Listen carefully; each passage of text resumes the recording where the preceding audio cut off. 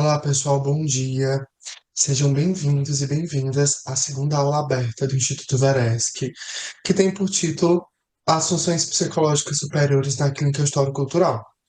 Esse tema, que quando a gente olha para a obra do Vygotsky, é um tema fundamental, que a gente sabe que aparece no consultório e em outros espaços de cuidado em saúde mental, orientados pela perspectiva histórico-cultural, mas que não necessariamente se diz como, se mostra de que maneira é operacionalizado e aparece na prática psicológica, na prática psicoterápica histórico-cultural. Eu sou o professor Neto Oliveira, eu sou psicólogo, sexólogo, neuropsicólogo também, especialista em psicologia clínica histórico-cultural, mestre e doutorando em psicologia pela Universidade Federal, onde eu estou desenvolvendo o primeiro estudo de pós-graduação empírico sobre clínica histórico-cultural do Brasil. E eu estou aqui hoje para conversar um pouquinho com vocês sobre clínica histórico-cultural e mais especificamente sobre esse assunto que eu amo, que são as funções psicológicas superiores ou funções mentais superiores, como vocês preferirem chamar. Qual que é o objetivo do nosso encontro? Apresentar as implicações do conceito de função psicológica superior para a clínica histórico-cultural. Mostrar mesmo as relações teórico-práticas que esse conceito tão importante da psicologia do Vygotsky tem para a nossa prática clínica. E esse conceito, pessoal, já trazendo um pouquinho de teoria para vocês, é tão importante que lá nos cadernos clínicos publicados ali em 2020, 2021, o Vygotsky chega a dizer para nós que a ideia de função psicológica superior é tão importante que ele chamaria a sua psicologia de psicologia das funções psicológicas superiores. Psicologia dos processos mentais superiores. Vejam, tamanha a centralidade do conceito de função psicológica superior para a clínica histórico-cultural. Então, apresentarei para vocês essas relações do conceito, melhor dizendo, as implicações do conceito de função mental superior para a prática clínica histórico-cultural.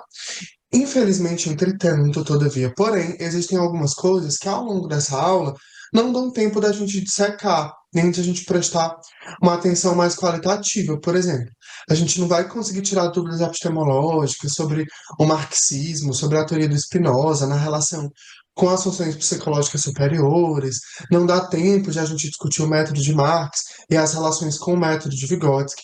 A gente vai precisar, pelo tempo que a gente tem, fincar o nosso olhar nas relações mais práticas e nas implicações teóricas da clínica histórico-cultural, especificamente.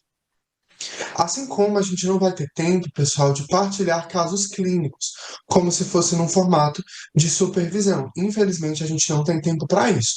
Podemos até no futuro marcar uma supervisão coletiva, um momento de intervisão de casos, mas que para hoje não é exequível, não é possível, a gente não tem tempo. Mas caso, obviamente, tenhamos tempo, se nos sobrar tempo, vocês podem dialogar com o conteúdo a partir de casos clínicos que vocês atendam no consultório e nos outros espaços de trabalho onde vocês atuam, tá bom? O que que são as funções psicológicas superiores? Nós precisamos ter isso muito claro para que a gente avance em conteúdos que são mais complexos, em conteúdos que são mais específicos acerca da intervenção clínica. Então, trago aí para vocês uma definição de função psicológica superior que eu fui montando através dos meus estudos em psicologia histórico-cultural, assim como da minha prática em psicologia histórico-cultural. Função psicológica superior ou função mental é o termo que os psicólogos soviéticos utilizam para se referir aos recursos mentais que compõem o psiquismo dos seres humanos e dos outros animais, das outras espécies, variando em níveis de complexidade e organização e sendo responsáveis pela construção da imagem mental da realidade. Quando a gente se depara com esse conceito, uma das primeiras coisas que deve nos chamar a atenção é o fato de que o psiquismo não é algo único e restrito dos seres humanos. Todas as espécies vivas, elas têm um psiquismo. O Leontiev, que foi um dos discípulos ali das pessoas que caminharam mais próximo do Vygotsky, desenvolve um livro chamado O Desenvolvimento, justamente, do Psiquismo. E nesse livro, o Leontiev ele vai mostrar como o psiquismo ele se desenha, ele evolui, ele se configura nas mais diversas espécies vivas, desde espécies mais elementares, mais básicas em seu funcionamento, como protozoários, até chegar nos animais mais complexos, como os primatas e os seres humanos. o Leontiev vai mostrando que a partir da base filogenética, ou seja, da base biológica, anatômica, fisiológica, que nós vamos conquistando ativamente ao longo da nossa história, da história da nossa espécie, nós vamos criando base para um psiquismo mais ou menos complexo.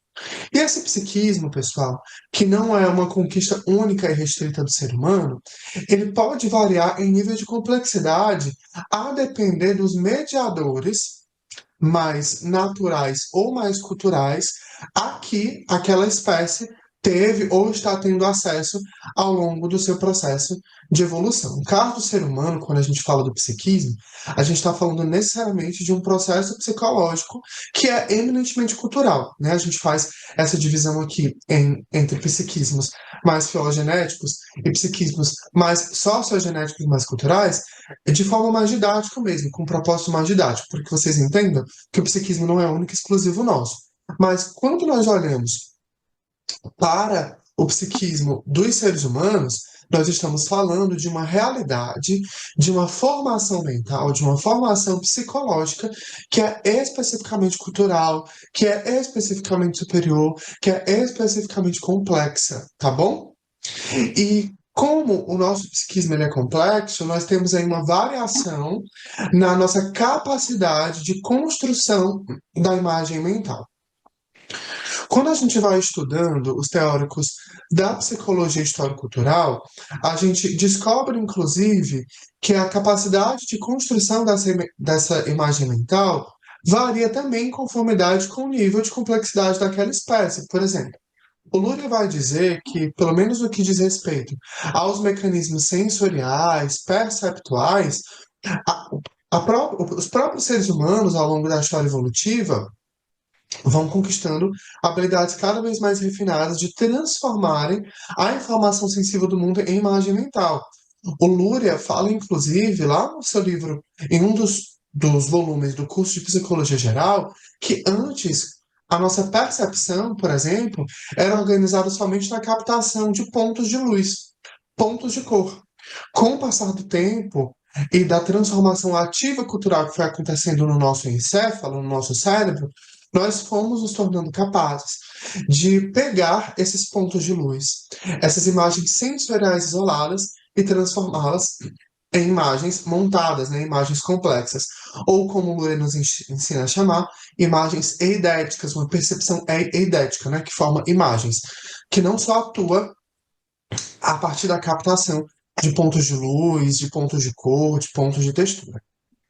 É muito importante que a gente tenha essa ideia de desenvolvimento do psiquismo clara, porque a depender do nível de preservação ou de não preservação desse psiquismo, nós vamos ter a produção de uma imagem da realidade com mais ou menos qualidade também. Ela vai ser mais saudável ou mais patológica, a depender do quão preservado esteja o nosso psiquismo, que é composto, por sua vez, pelas funções psicológicas superiores. São os processos mentais, os mais diversos, que a gente vai ver daqui a pouquinho, que compõem esse psiquismo. Então, a depender do nível de habilitação de cada uma das funções psicológicas superiores, a gente vai ter uma maior ou uma menor capacidade de produzir sentidos saudáveis sobre o mundo. Porque é através das funções psicológicas superiores que os processos de internalização e conversão, e, portanto, de subjetivação, de personalização, vão acontecendo. O que vai ficando mais claro à medida que a gente for prosseguindo no nosso encontro de hoje. Quando se trata da experiência humana, como falei para vocês, apresentei para vocês, as funções psicológicas superiores têm uma história dramática que se identifica com a cultura e com a linguagem, provocando mudança qualitativa na forma como elas se organizam, deixando de ser funções psicológicas inferiores ou elementares para serem funções psicológicas superiores, culturais, complexas. O Vygotsky, lá no livro A Tragédia de Hamlet, O Príncipe da Dinamarca, um dos primeiros livros, na verdade, o primeiro livro que o Vygotsky escreveu, né, com o trabalho de conclusão de curso do Vygotsky, ele vai apresentar para a gente um processo de desenvolvimento humano e, portanto, também das funções psicológicas superiores como algo que se assemelha ao drama de uma peça de teatro. O Vygotsky ele vai falar que todos esses componentes, eles fazem parte do drama, que é o desenvolvimento psíquico, e que, portanto, se manifesta na forma como as funções psicológicas, elas se coordenam, elas se desenvolvem, elas se complexificam ao longo da nossa história. E essa história dramática de desenvolvimento das funções mentais, que antes eram elementares, mas que passam agora a serem funções superiores, tem tudo a ver com a relação que a nossa espécie estabeleceu, desenvolveu com a cultura e com a linguagem.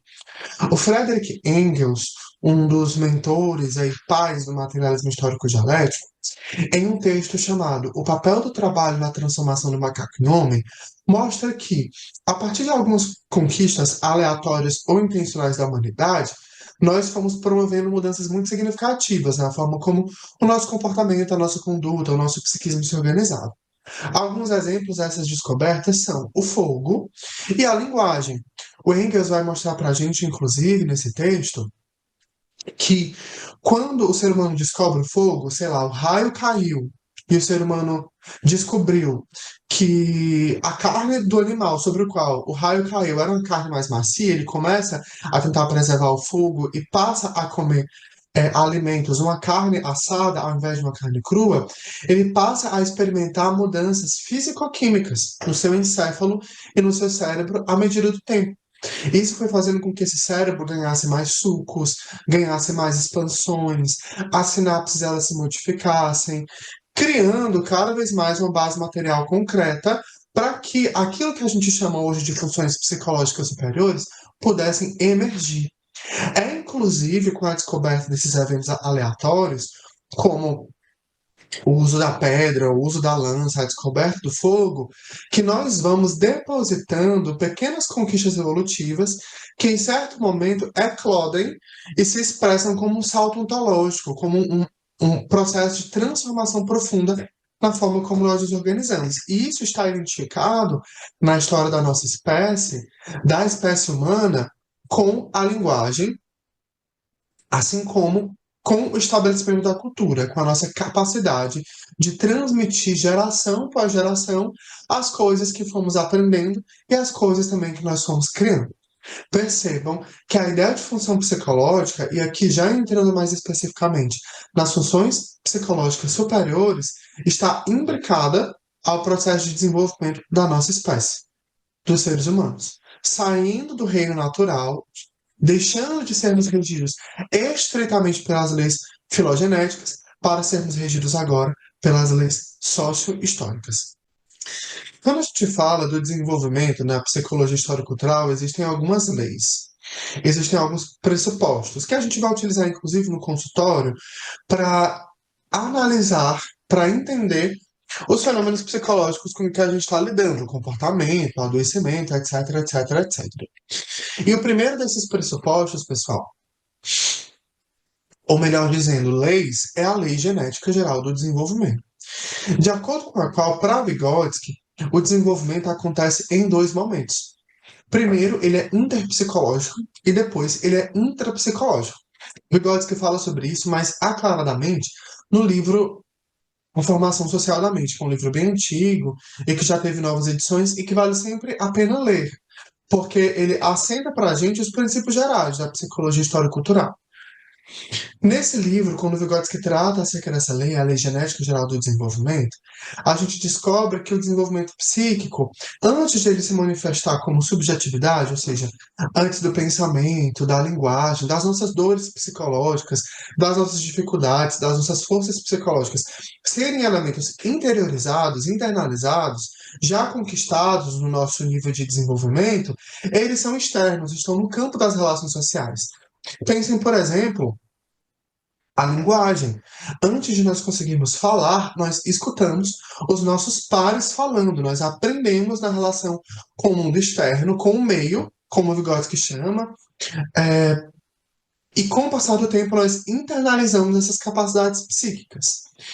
Para o Vygotsky, o desenvolvimento humano é eminentemente psicossocial, ou seja, não existe nada que está dentro de nós, que um dia não tenha feito parte do contexto social. E lembrando que o desenvolvimento é dialético, então ele está constantemente acontecendo. Não entendam o desenvolvimento como um processo de colagem do externo no interno. Na verdade, é uma relação dialética ativa entre ser humano e mundo, em que a gente vai se apropriando, internalizando a realidade. Essa realidade vai produzindo mudanças em nós. Quando essas mudanças acontecem em nós nos tornamos um sujeito diferente que vai agora agir sobre a realidade de uma forma diferente. Então percebam a conexão à dialética homem-mundo, ser humano-mundo, presente na psicologia histórico-cultural. E esse entendimento aqui é um entendimento que a gente vai aplicar também para todo o processo psicológico que a gente estuda na psicologia histórico-cultural, inclusive as funções mentais. Neto, qual que é o significado disso para a clínica? Pensa lá o seu paciente que está com problemas, chega ao consultório com uma queixa relacionada à autoimagem, ou à imagem corporal, a forma como se sente quando se olha para o espelho, os sentidos que essa pessoa produz sobre o seu corpo.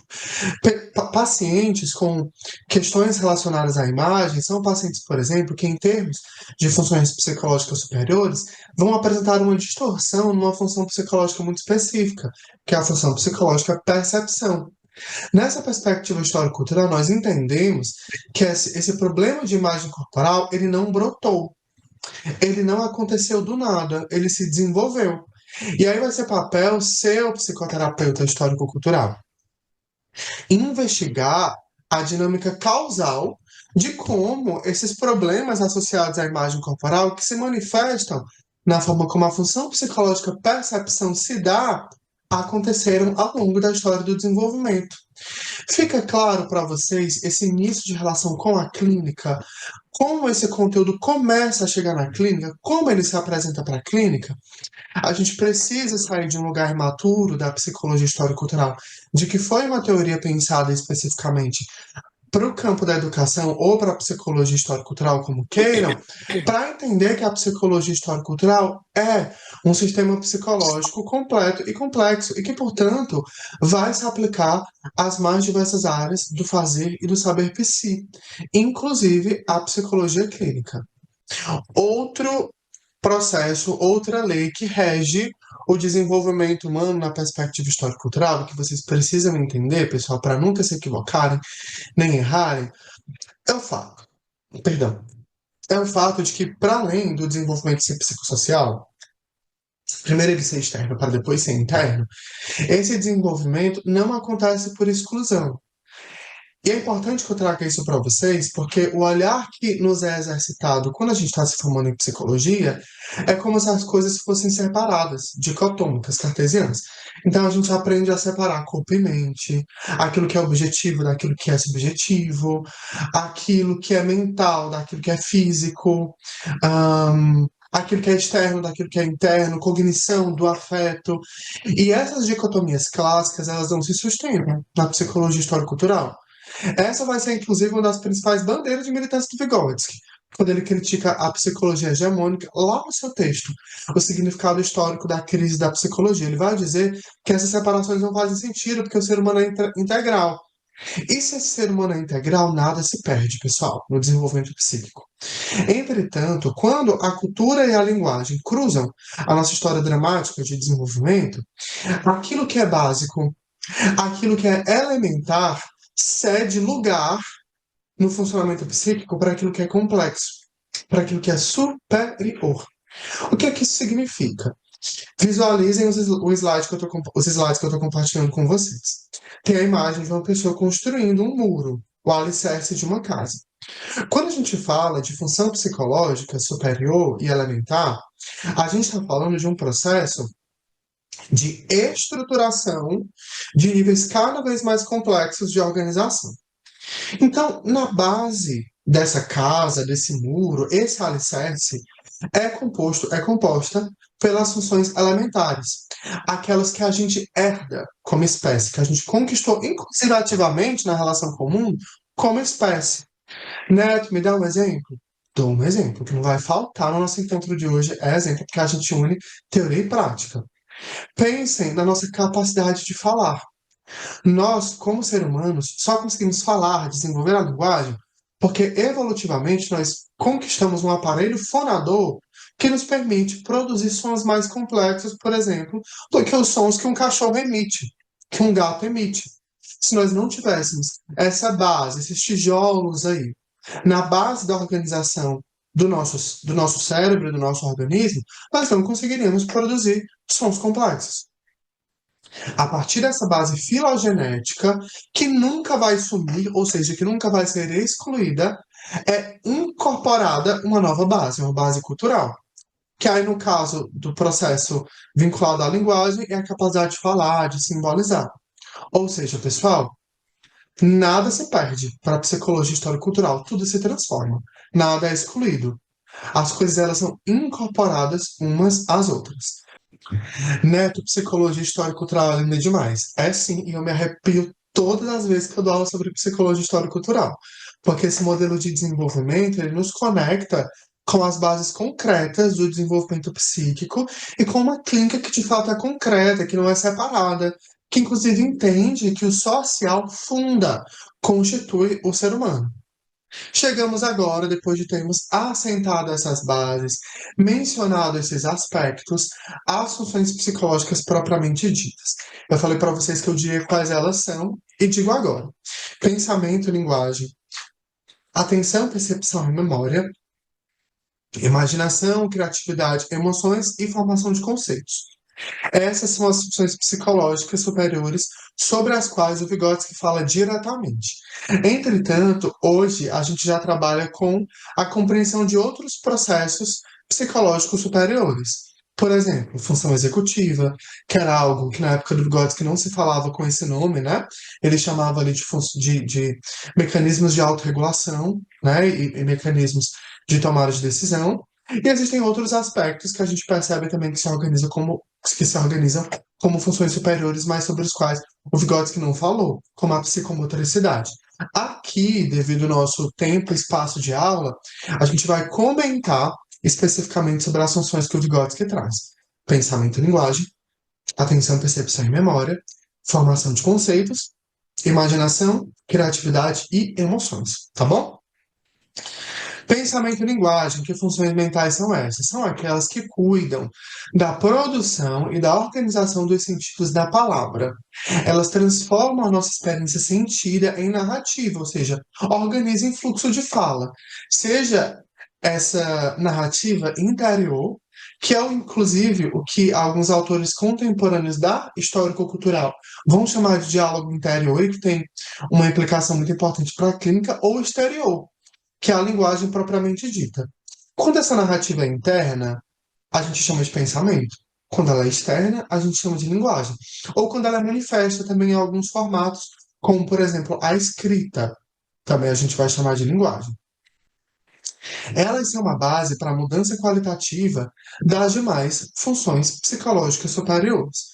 Então, pensamento e linguagem são as funções de narrativa que podem se expressar internamente ou externamente e que vão complexificar. O Vygotsky fala sobre isso lá no livro Pensamento e Linguagem, ou com o nome mais recente, né, da nova edição, A Construção do Pensamento da Linguagem, que é quando a linguagem, a linguagem especificamente, cruza o desenvolvimento humano, que as outras funções elas vão se complexificar. Então, quando a linguagem cruza o nosso desenvolvimento, o pensamento se torna um pensamento verbal, e a linguagem, ela se torna uma linguagem refletida, reflexiva.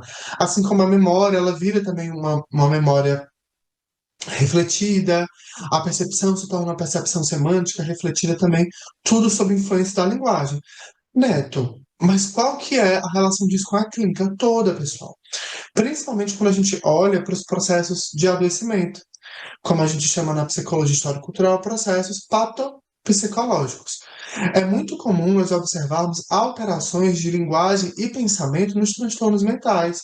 Na ansiedade, por exemplo, o pensamento vai estar acelerado, assim como a linguagem, ela vai estar um pouco mais desarticulada também, ela vai estar verborreica. Nos transtornos de humor, como a depressão, por exemplo, a gente vai observar um pensamento mais despotencializado, um pensamento mais letárgico. assim como uma linguagem mais confusa, mais catatônica. Percebam que as funções psicológicas superiores, a título de exemplo, o pensamento e a linguagem, vão se apresentar alterados, desintegrados, enrijecidos, com um mau funcionamento durante os processos de adoecimento mental, durante os processos de adoecimento psicológicos.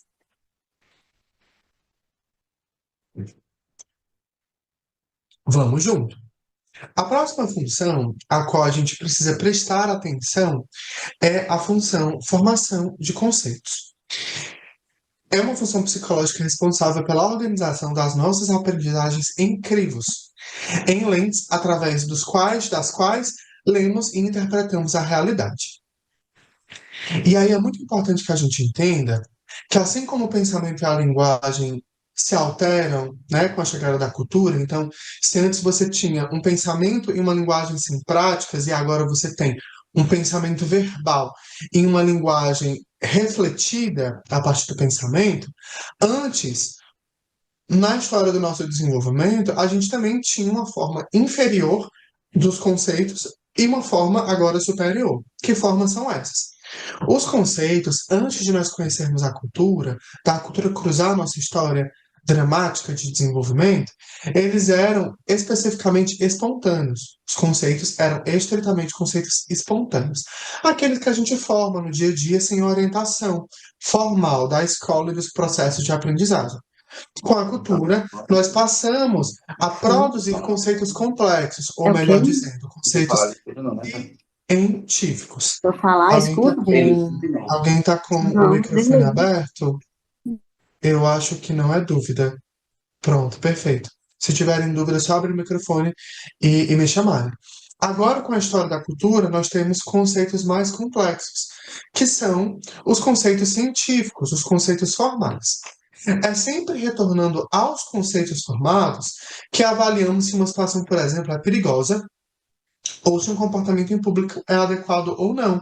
Ou, inclusive, a forma como a gente orienta a nossa relação com as pessoas, fazendo uma articulação aí com a clínica. Como que a formação de conceitos aparece no consultório? Basta a gente pensar, por exemplo, pacientes que chegam ao consultório com sofrimento acentuado relacionado a relações despotencializadoras com os pais ou com cônjuges, com namorados que são abusivos. Mas relações essas nas quais os nossos pacientes se mantêm, tendo em vista os conceitos desenvolvidos ao longo dos seus processos de aprendizagem na vida. Não é incomum, por exemplo, que nossas pacientes, mulheres, elas permaneçam em relações tóxicas, abusivas, despotencializadoras, por terem desenvolvido conceitos acerca de gênero, do seu papel com mulheres, de que elas devem ser as salvadoras dessas relações.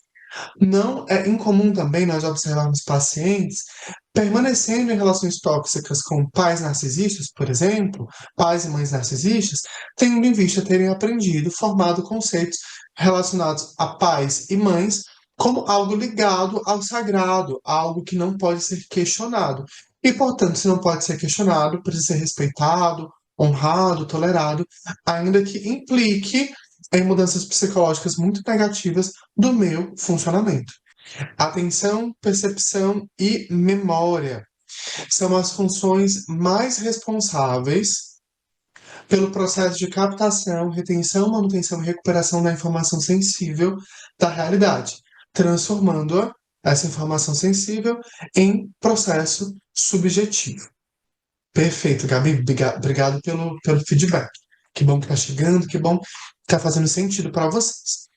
Essas funções, elas inclusive, de acordo com o Luria fala isso para a gente lá no livro Fundamentos da Neuropsicologia, elas compõem a segunda unidade funcional do nosso cérebro, né, que é um sistema psicológico dinâmico e hierárquico. Vocês precisam entender que foi a psicologia histórico-cultural que presenteou o mundo com a criação de uma área muito específica da psicologia que está bombando aí no mainstream da psicologia. Que área é essa, né?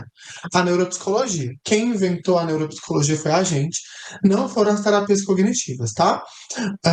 Sendo assim, com a criação, com a mentorização da neuropsicologia luriana por parte de Luria, o Luria, ele constrói um modelo de explicação do funcionamento do cérebro. E de acordo com esse modelo, o nosso cérebro, nosso psiquismo, ele é um sistema funcional, ou seja, ele é composto por funções. Sistema funcional esse que é dinâmico e que é hierárquico. Ele é hierárquico porque as funções, elas se organizam em níveis de complexidade. Você tem a primeira unidade funcional, que é responsável por nos manter acordados e dormindo, né? Fazer essa regulação do ciclo sono-vigília. Você tem a segunda unidade funcional, que é a unidade funcional onde estão essas funções, atenção, percepção e memória, que são responsáveis por pegar a informação do mundo, transformar em informação interna, manter essa informação presente no nosso psiquismo e, quando necessário, recuperar essa informação para que a gente possa usar.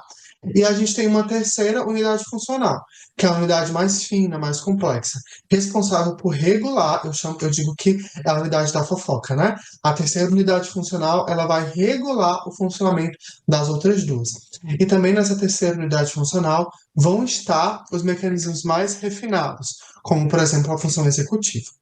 Então, ela é hierárquica, é um sistema funcional porque é composto por funções. É hierárquico porque tem esse nível de organização. E é dinâmico porque, apesar de cada unidade funcional ela carregar certas funções, essas funções elas não são restritas de um lugar no cérebro. E esse aqui é o pulo do gato da psicologia histórico-cultural acerca da compreensão do cérebro. Nós não entendemos um cérebro como um armário de escritório em que cada gaveta representa uma coisa e você vai encontrar única e exclusivamente certos documentos nessa gaveta. Para a psicologia histórico-cultural, o cérebro tem gavetas sim, ele tem campos de especialização, mas a localização das funções psicológicas superiores é dinâmica. Então, por exemplo, quando você estimula a memória, você não estimula somente o lobo parietal e o lobo temporal, que é mais ou menos ali onde a maior parte das operações da segunda unidade funcional acontecem. Você estimula todo o cérebro, né? Os estudos mais é, contemporâneos, mais atualizados de neuroimagem vão mostrar para a gente que não tem essa de estimular só uma área do cérebro. Existe sempre múltiplas estimulações frente à estimulação de uma função ou de um aspecto específico da experiência sensível. E aí que a gente prova e ilustra, exemplifica esse funcionamento dinâmico do nosso cérebro. As funções psicológicas superiores, elas funcionam em toda a arquitetura cerebral. É por isso que quando nós é, entramos no desenvolvimento de uma psicopatologia ou quando nós sofremos um acidente, nós conseguimos, por meio de certas mediações, recuperar o funcionamento saudável das funções mentais. Se as funções elas fossem únicas, estritas e exclusivas de um lugar, quando nós sofrêssemos um acidente, não teria reabilitação que chegasse para a recuperação dessas funções mentais. Elas estão todas conectadas umas nas outras, e é por isso que, quando em psicoterapia nós intervimos sobre uma função psicológica que está potencializada, que está saudável, vai ter impactos nas funções mentais que não estão saudáveis, que estão neurotizadas, que estão psicotizadas. Fica claro? Atenção, percepção e memória, encabeçando aí a captação da informação, a retenção dela, a manutenção e a sua recuperação. Vamos ter essas funções também compondo a segunda unidade funcional, que faz parte do psiquismo do encéfalo do cérebro, que é um sistema funcional organizado dinamicamente e hierarquicamente, com níveis de especialidade, mas que está todo interconectado. E é por isso que, mesmo quando, por exemplo, numa psicopatologia, a atenção e a percepção não estão funcionando de forma ótima, intervindo sobre outras funções que ainda estão saudáveis, a gente consegue recuperar as funções que não estão habilitadas, não estão íntegras, não estão inteiras. Por fim, a gente tem o último grupo de funções, que são imaginação, criatividade e emoções. São as funções mentais, funções psicológicas, de caráter mais afetivo. Elas são responsáveis, pessoal, por dar tônus emocional aos demais processos psicológicos. O Vygotsky fala no livro Pensamento e Linguagem, ele fala também no livro Teoria das Emoções, um estudo histórico-psicológico, que não existe cognição separada de afeto. Isso não existe em matéria de psicologia histórico-cultural. Todo ato cognitivo é também um ato afetivo. E todo ato afetivo é um ato cognitivo. E são essas funções, imaginação, criatividade e emoções, que vão ser responsáveis por dar cor, por colorir os atos cognitivos, fazendo com que o nosso psiquismo ele se expresse em uma unidade. Que unidade é essa, professor Neto? A unidade, cognição e afeto. Essas funções psicológicas superiores são incumbidas também da produção da fantasia, da transformação criadora daquilo que está no campo do social das nossas relações em novos caminhos de possibilidades. O Rodrigo pediu e perguntou: Neto, pode repetir o nome do livro Teoria das Emoções? Posso. Teoria das Emoções, um estudo histórico-psicológico. Mas não tem em português esse livro. Você só vai encontrar em inglês Thinking About Emotions ou em espanhol, Teoria de las Emociones, um estudo histórico-psicológico. Tá? Você não vai encontrar em português. A minha tradução aqui já é uma tradução livre e apropriada, como se o livro existisse em português, mas não existe, tá bom, pessoal? E é um livro muito bom, porque o Vygotsky ele vai diferenciar nesse livro, de forma sistemática, a forma como ele compreende as emoções das demais teorias da psicologia, e é muito diferente. Nas aulas da formação em Psicologia Clínica e História Cultural, nas aulas da pós em Psicologia Clínica e História Cultural, eu sempre faço essa diferença e mostro a história do estudo das emoções, né? Como o Vygotsky ele contribui para novas possibilidades, para novos caminhos de estudo e pesquisa no campo das emoções. Então, essas funções afetivas, elas são responsáveis pelo estabelecimento da fantasia e da transformação criadora daquilo que está no mundo em novos caminhos de possibilidade interna. E aí, pessoal, é muito facilmente observável como que essas funções psicológicas superiores aqui desse bloco estão organizadas na clínica. Nos transtornos de humor, por exemplo, as principais alterações que a gente vai ter é nessas funções, principalmente nas emoções. No transtorno depressivo maior, no transtorno afetivo bipolar, a gente vai ter alteração emocional. Em certos transtornos da personalidade também, como o transtorno da personalidade borderline. Em quadro de psicose, a gente vai ter alteração na função imaginação, nos aspectos de criatividade. Então, a gente precisa sempre olhar e se fazer a pergunta quando a gente está no consultório. Que funções psicológicas superiores estão integradas, inteiras, e quais funções psicológicas superiores não estão?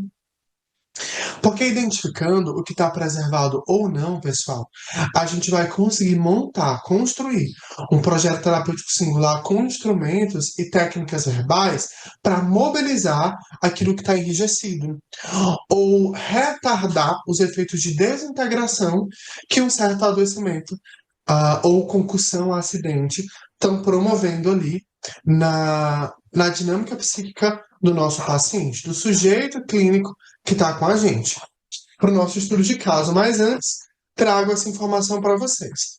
No adoecimento psicológico, as funções psicológicas superiores estão alteradas e desabilitadas. E aí, pessoal, investiguem.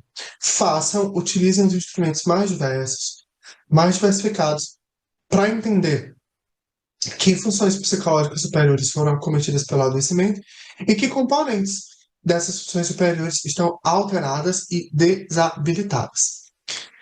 Vamos para um caso clínico? Vamos para um estudo de caso para vocês entenderem melhor? Caso Pérola, caso clínico Pérola. Pérola é uma mulher de 29 anos de idade, cantora e que mora no sul do Brasil. Chega a psicoterapia histórico-cultural com queixa relacionada a problemas em seu casamento, no qual está há 7 anos. Ela conheceu o até então, na época, marido muito jovem, né, no início da vida adulta, e estão juntos até a presente data. É importante frisar, e aqui começam as complicações no desenvolvimento da pérola e, portanto, nas suas funções psicológicas superiores. É importante frisar que, no decorrer do seu casamento, o marido de Pérola se reconheceu como uma mulher trans. mexendo, portanto, nos conceitos de Pérola sobre casamento, sobre desejo, sobre futuro, nas suas emoções e indicando necessidade de reavaliação da sua vida. Afinal, Pérola havia se apaixonado por um homem, mas que agora se reconhece como mulher. Como lidar, como pensar, como se sentir, inclusive, frente às aprendizagens incorporadas ao conceito de Pérola como mulher, que ela deveria manter o casamento. A paciente manifestava como sintoma clínico pensamento desorganizado, menor controle emocional, importantes conflitos em seus conceitos, além de agora uma perspectiva de futuro incerta, diferente da que tinham planejado. O que podemos fazer frente a esse caso? É muito importante, pessoal, que quando a gente lide com qualquer problema no consultório, inclusive problemas que se manifestam na desorganização das funções superiores, que uma das primeiríssimas coisas que a gente faça seja a investigação da história do comportamento. Então, por exemplo, nós podemos aqui, para principiar com o caso de Pérola, utilizar uma intervenção muito conhecida na clínica histórico-cultural, que foi desenvolvida pela professora doutora Ana Inês, que é a dinâmica do tempo, a qual consiste em solicitar para que o nosso paciente, por escrito, registre os eventos significativos da sua vida, os positivos e os negativos. E aí, no caso da pérola, como a gente está lidando com um problema de relacionamento e a técnica, o instrumento dinâmico do tempo nos permite, nós nós vamos solicitar uma dinâmica do tempo específica desse relacionamento. A gente precisa entender a história de desenvolvimento desse casamento. Como se conheceram, as principais experiências, houve traumas, houve traições, é uma relação feliz desde sempre, e é a primeira vez que eles estão precisando lidar, ela está precisando lidar com uma situação desafiadora. É importante que a gente ponha em perspectiva, tá? Essa história do desenvolvimento.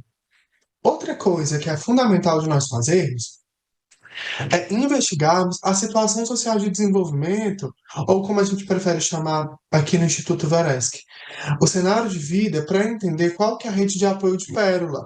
O que na vida de Pérola, além desse casamento, existe de saudável, de potente, de âncora psicológica em saúde. Porque a gente, apesar desse conflito, né, de ser um conflito muito difícil, a gente precisa lembrar que, independente de qualquer coisa, Pérola, ela se subjetiva na realidade material como mulher. E como comentei com vocês quando eu tratei da função psicológica e formação de conceitos, mulheres desenvolvem conceitos associados a casamento e relacionamentos de desenvolve um conceito acerca da necessidade de manter, de salvar relacionamentos e casamentos. Então, em situações como essa, ainda que esteja claro que Pérola se interessa por homens, não por mulheres, é muito comum observar em mulheres que passam por esse tipo de desafio um sofrimento psicológico de culpa associado a, por exemplo, não conseguir sentir mais atração sexual, ou então até de se divorciar, porque afinal ela foi socializada, ela foi ensinada que é a responsabilidade dela manter o casamento, que inclusive a falência do casamento, divórcio, significa falência do seu papel. Existem ela como mulher na sociedade.